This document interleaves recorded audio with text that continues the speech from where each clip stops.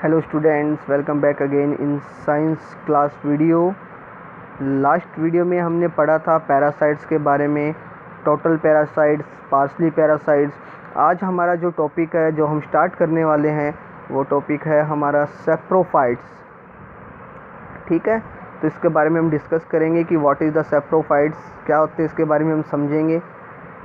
So the plant which live on dead and decaying matter and derive their food from it are called the saprophytes। ऐसे plant जो कि मरे हुए या सड़े हुए, डेड या डिकेइंग मैटर यानी कि सड़ता हुआ मैटर के ऊपर क्या करते हैं, रहते हैं और अपना फूड उन सड़े गले या मरे हुए जीवों से लेते हैं, ऐसे प्लांट्स को हम सेप्रोफाइट्स के नाम से जानते हैं। The plants which live on and the dead and decaying matter and drive their food, अपना खाना वो लेते हैं फ्रॉम इट, उनसे, आर कॉल्ड द सेप्रोफाइट्स, उनको सेप्रोफाइट्स के नाम से जानते हैं। डेड और डिकेइंग यानी कि मरे हुए या सड़े गले चीज़ों से जो अपना फूड, अपना भोजन लेते हैं, उनको हम किस नाम से जानते हैं, उनको हम सेप्रोफाइट्स के नाम से जानते हैं। सेप्रोफाइट कैसे उन से अपना फूड ड्राइव करते हैं, तो इसकी एक प्रोसेस है। सेप्रोफाइट्स क्या करते हैं, कुछ एंजाइम को रिलीज करते हैं। वो एंजाइम कॉम्प्लेक्स ऑर्गेनिक मैटर को क्या कर देता है, सिंपल सब्सटेंस में तोड़ देता है, या सिंपल से वर्ड में बोले तो सॉलिड फूड को कन्वर्ट कर देता है लिक्विड फूड में, और देन उसके बाद में वो उसे क्या कर लेते हैं, एब्जॉर्ब कर लेते हैं। तो ये तरीका होता है फूड को ड्राइव करने का। Example of saprophytes plants are the fungi and the bacteria. Fungi and bacteria saprophytes plant के एग्जाम्पल है। अब यहाँ पर प्रोसेस बताई हुई है। The saprophyte grows on the organic matter, the saprophytes secrete the digestive juice. Digestive juice क्या करेंगे, डाइजेक्शन कर देंगे उनका। Digestive juice break down the organic matter into the simple substance and convert into a solution, और then उसके बाद में saprophyte absorb the solution and obtain the nutrition. तो इस तरीके से वो क्या करते हैं, फूड को ड्राइव करते हैं, फूड को टेक करते हैं। ओके, सेप्रोफाइट्स को एक और नाम से भी जानते हैं, डीकम्पोजर भी बोलते हैं इनको, डीकम्पोजर। ठीक है, वो भी सेम सेप्रोफाइट्स में आते हैं आपके। Now we are move on the insectivorous. देखो, हमने पढ़ा था लास्ट ईयर में 6th क्लास में कार्निवेरिस, हर्बीवेरिस, ओमनीवेरिस। वैसे ही देखो, वेरिस का मतलब खाने वाला और इंसेक्टिवेरिस मतलब इंसेक्ट को खाने वाले। तो ऐसे प्लांट जो इंसेक्ट को खाते हैं, बिल्कुल सुनने में थोड़ा सरप्राइजिंग लगता है, लेकिन ऐसे प्लांट्स होते हैं जो इंसेक्ट्स को क्या करते हैं, एज ए फूड टेक करते हैं। तो ऐसे प्लांट्स को हम क्या कहते हैं, इंसेक्टिवेरिस प्लांट कहते हैं।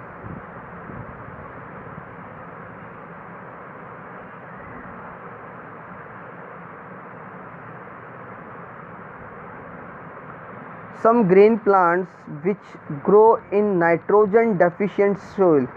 ऐसे प्लांट जो कि नाइट्रोजन की कमी वाली ज़मीन में या मिट्टी में क्या होते हैं, ग्रो होते हैं। ऐसी मिट्टी इसमें नाइट्रोजन की कमी हो, have adapted to a very unique mode of nutrition. वो अडेप्ट कर लेते हैं खाने का एक बहुत ही अलग टाइप या न्यूट्रिशन का एक अलग रूप, to fulfil their nitrogen requirement, अपनी नाइट्रोजन की रिक्वायरमेंट को पूरा करने के लिए। क्योंकि वो ऐसी मिट्टी में ग्रो कर रहे हैं जहाँ पर नाइट्रोजन नहीं है और उनको नाइट्रोजन चाहिए ग्रोथ करने के लिए, तो फिर वो अपने चेंज कर लेते हैं, किसको, न्यूट्रिशन के मोड को ही चेंज कर लेते हैं। They have modified some of their body part to trap and digest the insect. वो अपने बॉडी के कुछ पार्ट को क्या कर लेते हैं, मॉडिफाई कर लेते हैं, क्या करने के लिए, इंसेक्ट को पकड़ने के लिए और उनको डाइजेस्ट करने के लिए, फॉर नाइट्रोजन न्यूट्रिशन, नाइट्रोजन को लेने के लिए। Such plant are called the insectivorous plants. ऐसे प्लांट को इंसेक्टिवेरिस प्लांट्स के नाम से जानते हैं। For example, pitcher plant, Venus fly trap, bladder wort etcetera. तो ये एग्जाम्पल है। ठीक है, ये क्या करते हैं कि मतलब जैसे इंसेक्ट आते हैं, ये कुछ ऐसे केमिकल्स को रिलीज करते हैं, इनसे इंसेक्ट इनकी ओर अट्रैक्ट होते हैं। फिर वो जैसे ही आते हैं तो अपने इस मतलब जो उनका मॉडिफाई जो पार्ट होता है उसको क्लोज कर लेते हैं। देन उसके बाद में डाइजेस्टिव जूस उसमें रिलीज करते हैं, जिससे वो क्या हो जाता है, सॉल्यूशन में बदल जाता है। देन उसको वो एब्जॉर्ब कर लेते हैं। तो ऐसे प्लांट्स भी होते हैं हमारे नेचर में जो क्या करते हैं, इंसेक्ट्स को टेक करते हैं, इंसेक्ट को एज ए फूड क्या करते हैं, खाते हैं। तो काफ़ी सारी डाइवर्सिटी हमारे नेचर के अंदर है, हमारी अर्थ के ऊपर है। नेक्स्ट हमारा जो टाइप है वो है सिम्बायोनेंट। एक्चुअली में इसमें एक सिंगल टाइप का एनिमल ऑर्गेनिज्म नहीं होता है, इसमें दो ऑर्गेनिज्म साथ साथ रहते हैं, लाइफ टाइम दोनों साथ साथ रहते हैं, एक दूसरे को बेनिफिट प्रोवाइड करवाते हैं, ठीक है। तो इस टाइप के रिलेशनशिप को हम सिम्बायोसिस या सिम्बायोनेट्स के नाम से जानते हैं। A relationship between two organism where both benefits is called symbiosis. ऐसा रिलेशनशिप जिसमें दो ऑर्गेनिज्म होते हैं, साथ साथ रहते हैं और दोनों को क्या मिलता है, बेनिफिट मिलता है, उसको हम सिम्बायोसिस के नाम से जानते हैं। हमने एक पैरासाइट वाला ही पढ़ा था जिसमें भी दो ऑर्गेनिज्म होते हैं, लेकिन उसमें एक को नुकसान होता है और नुकसान होता है होस्ट को, जिससे वो डिजीज़ वगैरह हो जाती है।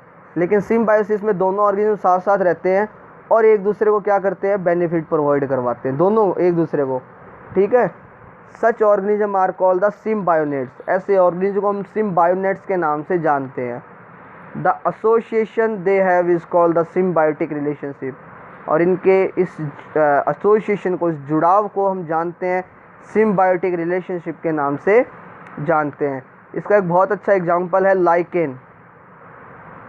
लाइकेन दो ऑर्गेनिज्म से मिलकर बनती है, एक तो एल्गी और एक इसके साथ में इसके को क्या होता है, फंगी होती है, यानी कि ये ऑटोट्रॉप और सेप्रोफाइट से मिलकर बनती है। Lichen is a example of such an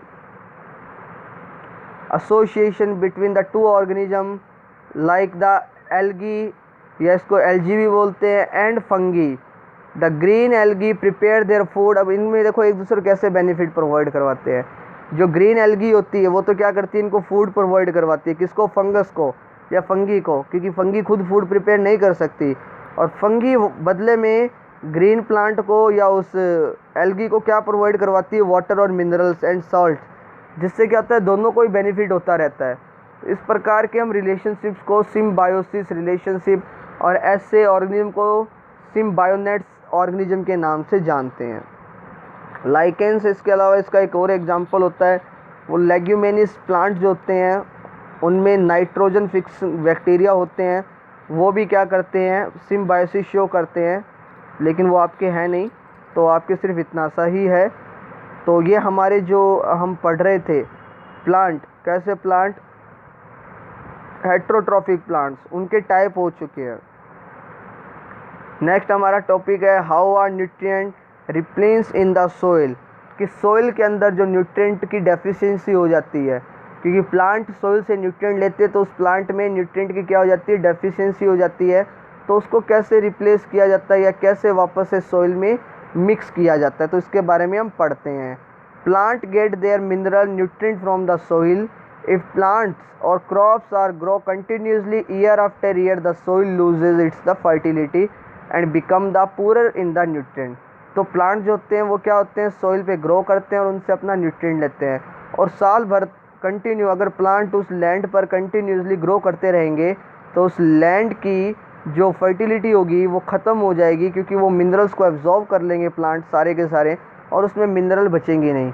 as a result the yield of crop goes on decreasing, जिसके परिणाम स्वरूप क्या होगा, फसल जो होगी आपको कम मिलेगी। Farmer apply the manure and fertiliser in their field to increase the fertility of the soil. तो इससे बचने के लिए फार्मर क्या करते हैं, उस फील्ड में मैन्यूर या फर्टिलाइज़र मिला देते हैं, जिससे उस सोइल की फर्टिलिटी वापस से क्या हो जाती है, बढ़ जाती है या इंक्रीज हो जाती है।